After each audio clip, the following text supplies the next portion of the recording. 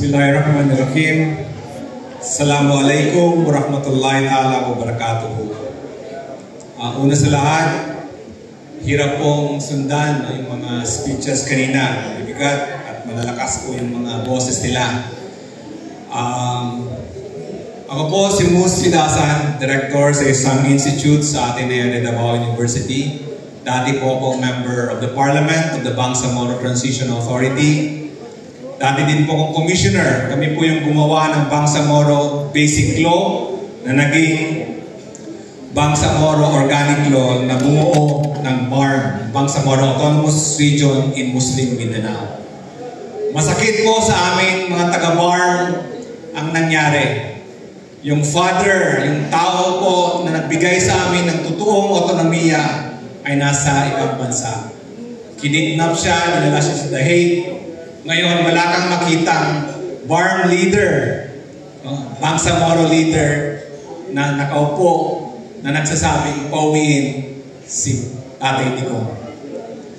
Masaya po kami, nakita ko yung mga kasamahan natin, mga Maranao, mga Sama, mga Tausug, mga Maguindanao, at may mga Irano na nandito ngayon.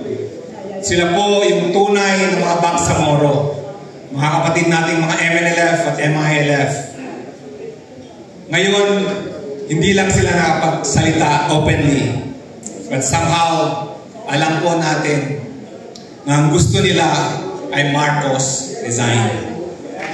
So, para po hindi mawala yung thoughts ng aking mensahe, babasahin ko lang po muna itong ginawa naming maliit na message from the Muslim Filipinos and the residents of the Bangsamoro. So on behalf of Muslim Filipinos and the Bangsamoro people, we stand in firm solidarity with the Save the Philippines coalition. For decades, we in Mindanao have known the bitter taste of injustice, the pain of stolen sovereignty, and the struggle for our right to self-determination against a system that has often marginalized us.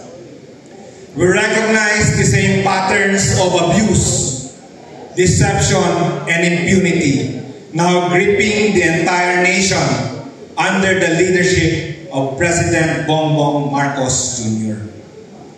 While I was listening to Attorney Vic Rodriguez, naalala ko po ang 2022 elections. Through the different parallel groups, we carried the banner of the unity for Marcos Jr. and Sara Duterte across every island of the nation. Like you, we believed in the cause. We were the foot soldiers of the unity team, fueled by a shared vision. But just months after their victory, we discovered a painful truth. What Attorney Vic Rodriguez shared this afternoon ay hindi po pang politika lamang. This is the sad reality. We are made to drink the poison of the corrupt administration of Bongbong Marcos.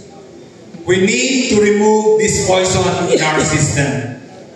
What we discussed this afternoon until this evening can no longer be ignored by the Filipino people, can no longer be ignored by the men in uniform, the PNP and the AFP. We can no longer ignore this. Again, this is not merely a political crisis. It is a moral collapse that deepens the suffering of all Filipinos.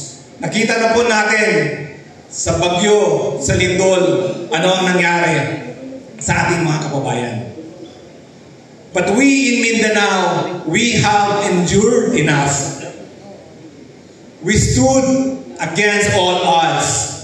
Our struggle for justice and self-determination has taught us that silence in the face of tyranny is not an option. Therefore, our call is clear and demands immediate action. We join the unequivocal demand for the resignation of Bongbong Marcos Jr. and the constitutional succession to proceed without delay.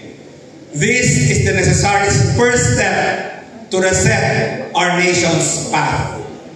We must save the Philippines. We must bravely stand together, learn from our shared histories as Filipinos, as Bangsamoro. We must relentlessly pursue this basis of unity for a future where justice, freedom, and genuine autonomy for our people are not just our dream, but our reality. Thank you po. Maraming salamat. Bangsamoro for Free Philippines.